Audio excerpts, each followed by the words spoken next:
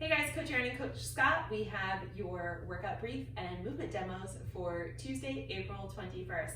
We're coming to you from the slightly revamped Rupert Garage Gym. Scott can actually use this power rack now without smacking his head, so that's a big win for our household.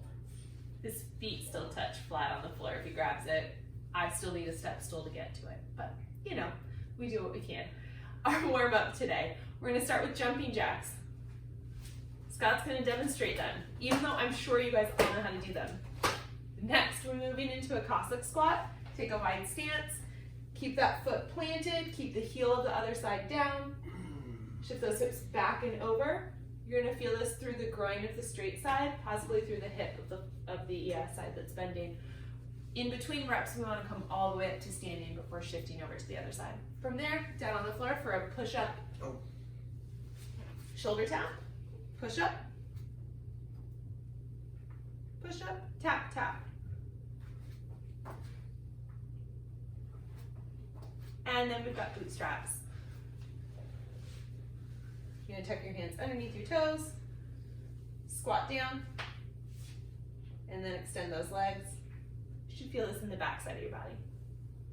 Squatting down, kind of flossing those nerves along the back side. For our conditioning today, we have a nice 20-minute conditioning. We have 3 movements. The first one's going to be a one-arm bent over row, the second's a burpee, and the third is an alternating goblet hold reverse lunge. On your bent over row today, I want you to go heavy. It's only 4 reps per side each round. You're gonna hinge so that your chest is as close to facing the floor as possible, keeping that dumbbell tight to the body as you pull up. I really want you to think about squeezing here and then resisting gravity on the way down today, all right? A little bit slower down than up tempo. This is an upper body pulling movement, so think about the control that you would have on something like a strict pull-up or a pull-up negative when you're doing those. From there we go into burpees.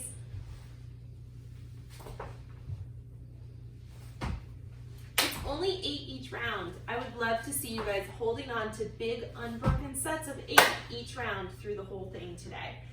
Think about syncing your breathing to the movement. Take that big breath in at the bottom, big breath in at the top. From there, we're picking that dumbbell back up and going into our 12 alternating goblet reverse lunges. Scott's gonna take a big step back knee kisses the ground. He's gonna stand all the way up in between reps.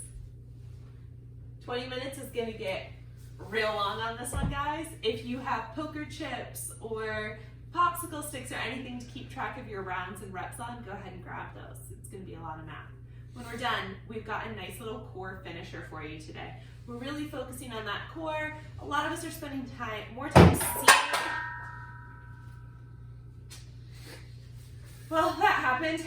So a lot of you guys are spending more time seated than usual. So we want to make sure that we're addressing that core, keeping it nice and stable. So our movements, we're going to start with a 10-second standing straight leg hold. The priority on this movement is always going to be the straight part of that straight leg hold.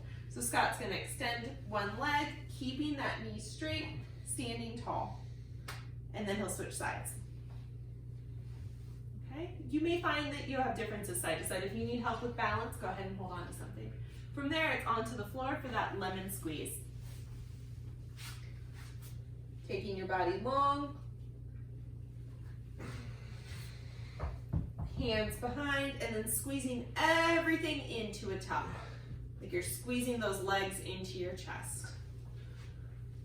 All right, feet over object. You've got your dumbbell on the floor. You're gonna sit down. Sit down. Legs are straight.